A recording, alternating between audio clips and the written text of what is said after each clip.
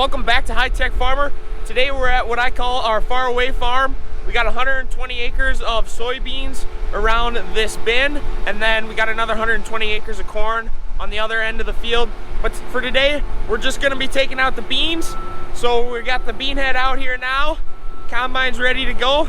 See if we can get this thing hooked up on the road, because that way we don't have to go and drive over any crops. So we always hook everything up on the road wherever we can.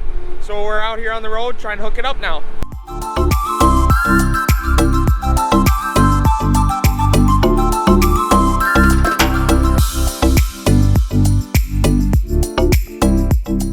The only two connections we need to make from the bean head to the combine is the PTO shaft here, which drives the belts and the cutter bar, and then this hydraulic and electrical connection to run the reel and all the lights. So we'll hook those two up and the bean head will be on and ready to combine.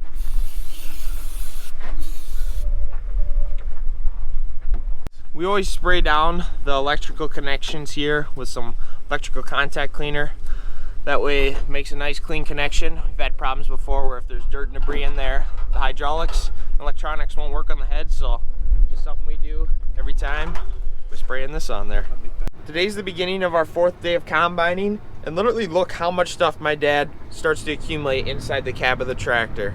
This is what I hate when I come in here to run it, and you gotta kick around all his empty drinks and coffee cans from the last few days. This is Matt Kunerth, Matthias's brother, or as he calls himself, the High Tech Farmer. And today, since I'm helping out, he asked me to record a few things on the video. So, hello everybody. If you only see me this one time, that means I didn't do a good job and I lost my video privileges. So one unique thing about this fall is it seems like we've had just as much acres of corn that have been taken out in the area as what we have for beans up until right now. So with how dry the area was this summer, we were really struggling to get the moisture to keep these crops alive. So everything has been dying very fast. And now it's just been a question of how dry the stalks themselves can get so we can get out there and harvest them. But as you see driving around in southwest Minnesota this year, this has just been one of those years where some guys are on corn, some guys are on beans, and everybody's trying to get at it when they can.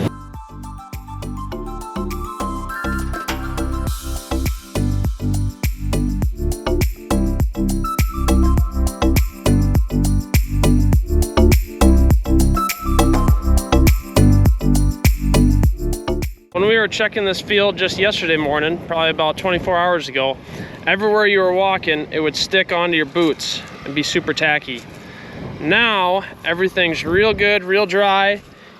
You can hear it even when you grab some of these pods and break them open in your hand, just how willing they are to crack. This field being 20 miles from the rest of our farms and our main farm place, it can have drastically different weather and growing season compared to all of our other farms. And I was just looking on our Climate Field View account, which keeps track of season rainfall for all of our farms. And this field right here had 16 inches of rain from planting to now, which is 4 inches above all the rest of the farms that we combined the previous days. And those fields were averaging right around 60 bushels per acre. He just made one pass on the headlands. And as you can see on these big ruts in the ground, the soil's wet here. They had 2/10 of rain last night in the rain gauge, and that's just enough that this dirt's picking up and getting caught in these sickle sections, which is making it hard to cut the beans evenly across. So like I was saying, they got more rain. They keep getting more rain here. So we're gonna try it again, see if it's just this low spot in the field. Try maybe going to the other end to see if we can keep this combine going.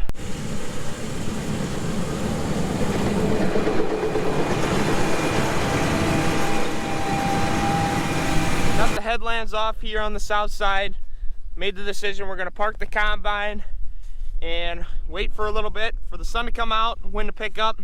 Hopefully in an hour or 45 minutes, it'll be dried off enough that we'll be able to combine the beans again.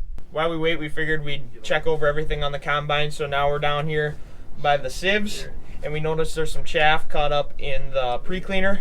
So brother's gonna shimmy up there, get that chaff out of there.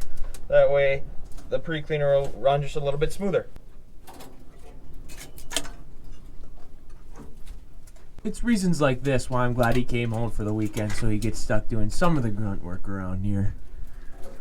My brother's down in the middle of the combine playing salamander. I noticed that one of the flightings under the concaves right there, you can barely see it. It's missing one of the bolts on one side. So now we're gonna end up having to take a little bit more time working on the combine to see if we got a bolt that we can match that out here, or if we're gonna have to run back to the yard. I got some more shields off now, that way I got access to it to slip a new bolt in there. But this bolt came off on this auger that holds the bearing up, so we're just gonna slip a new bolt in there. Maybe it's a good thing that the beans are too wet to go. That way we caught this mistake and get this fixed before it causes a bigger problem. Now that we burned a couple hours fixing that stuff on the combine, hopefully the beans are dry enough, the conditions are good. Let's keep going. We're going again. We decided to start over here on the west side where the soils are a little bit lighter. That way we won't have that problem with the head pushing here in the dirt. But the east side, it's a little bit heavier dirt and soil. But today's actually the hottest first day of October we've ever had on history. So I'm hoping by the time the combine here gets to the other end of the field later on tonight, that soil will dry up and we're able to keep combining. That way we can finish this field so we can move on to the next one. So with this farm being as far away as it is, we do have a bin on site. One caveat with that is obviously we need the power to run the bin, run the fan, everything like that. So back in the day when Grandpa ran power and linked it up to the bin here, he didn't know where he wanted to put the electrical pole. Well, at the time he figured, well, when we were running tractor and wagons, it'd be nice to have both a driveway in and a driveway out so that we could roll right through. Well, now as equipment's gotten bigger, it'd be much more advantageous for us to actually just have one big driveway and either have this pole on one side of the driveway or the other.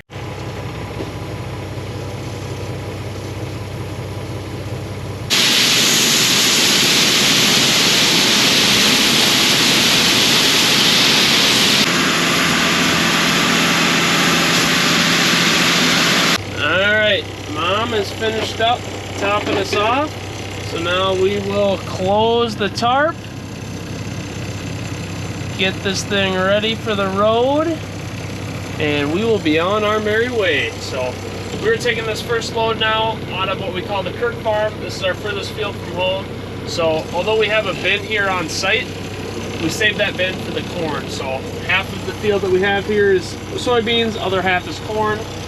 When we move on to that corn here in hopefully a weekish time, then we'll be able to put the corn in that bin. For the beans right now, we're bringing these beans back to home, so I will start making that 20-minute drive back home.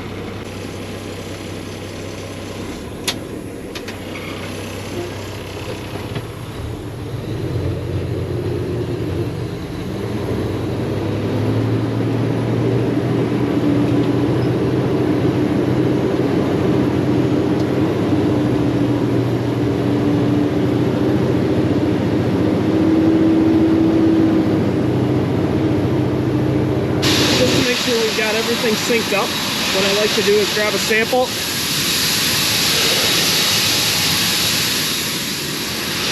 So I'll now take this sample inside, check what we've got from a moisture standpoint on our sample, make sure that everything's matching up on the combine, and then we can make any adjustments as needed from there. It is 1:15 right now. We are sampling our first load coming into the bin site here at home off of the Kirk farm. Would have loved to say that we were doing this at 11:30, but like I said, a couple hours later, getting the job done. That's just how it goes. Part of the unpredictability nature of it, the beast. So we're hoping for beans sticking right around that 12 to 13% moisture. So these are beans that we'll now be storing in our bean bin. That is going to be coming around right here. 13% is our ideal moisture, so if we have anything wetter than that, we're going to get discounted at the elevator. If we have anything drier than that, we're going to be missing out on moisture content that we could have, which is just reducing our revenue that we're bringing in off these beans. Final verdict is 12-1. So pretty happy with that. All things considered, I'd rather have them be a little bit more on the drier side right now than the wetter side from a storability standpoint. And we'll see, hopefully we can keep these beans at that roughly same moisture. So when we pull them out, whether it's in the winter or in the summer, we still have a good return there on a moisture standpoint. It's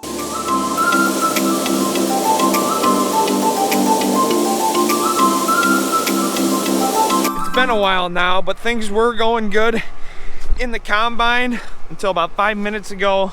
The belt stopped turning, bringing the beans into the inside. You can see that one, there's a bunch of beans still bunched up in there. And then the reel stopped going as well. So the first thing I'm gonna try, since it's all hydraulically driven, is to see if these hydraulic couplers in here got dirty from the dust blowing on them all day. So clean that out, and hopefully that's the fix.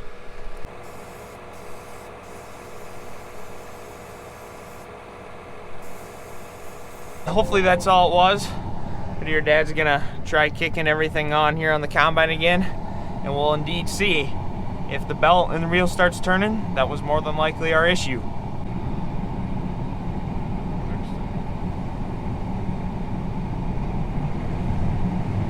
You guys saw it, seemed like that might have been it. So he's gonna make another round. In the meantime, I'm gonna hop back into the grain cart, because if things go good, we're gonna keep filling on the grain cart and hopefully knock this field out tonight. It's already 8 o'clock. The display says we got 5 hours left to finish this field. So it would definitely be late, but for us to keep moving things forward and get the beans out in a timely manner, as they're definitely drying out with the 90-degree weather we had today, I'm all in favor of keep going. But we'll see if the combine keeps working, and if we do, indeed, keep going. We made 1/2 around, and that didn't solve the problem. Last night we never did end up figuring out what was going on with the combine. So the John Deere guy, his truck's parked right here, he's riding along with that inside the combine to try changing some different settings to get that draper belt speed up to 200. But I got some new hydraulic coupler connections that we're gonna try popping onto the combine, thinking and knowing that it's a hydraulic problem. So we're gonna pop these into the combine, and hopefully that solves this problem that we've been fighting over here for 2 days now.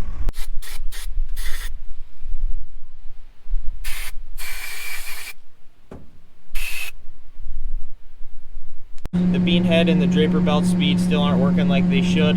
So we're gonna offload the little bit of beans that we've got here this morning. I'm gonna run those home, and in the meantime, the John Deere service tech who you guys saw, he's gonna call and see if there's any other diagnostic codes or things to try on this head.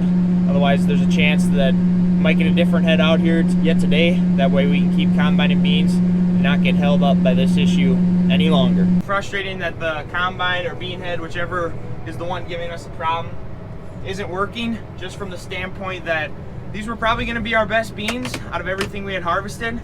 But as you guys can tell, it's obviously been hot the last couple days, 94, 90 again today, windy. So the beans are starting to lose size because the hot weather's just sucking the moisture out of the soybeans. So we're actually having less bushels here than what we would have a couple days ago. So these beans are averaging just low 60s, but nothing that's gonna be quite the bin buster I was anticipating when we got over to this field. So we'll just keep going. The best we can hope for is that that other head shows up yet today, and that we're able to get this field done. That way we can move everything back home.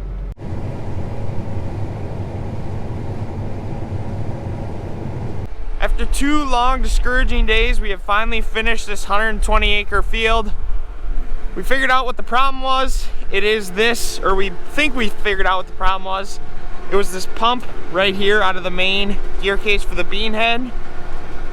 It really sucks because this field should have only taken us a day rather than 2.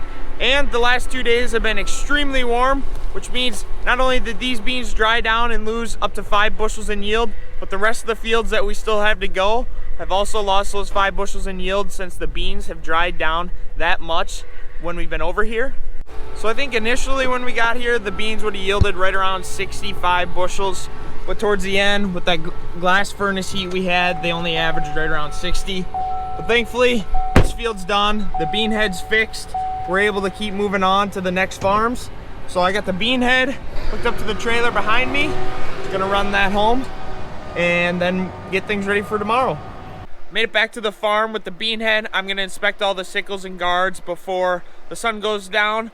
But today when I was recording, I was thinking maybe I wouldn't even post today's video, just because of all the ups and downs we had and kind of all the problems we had with the bean head.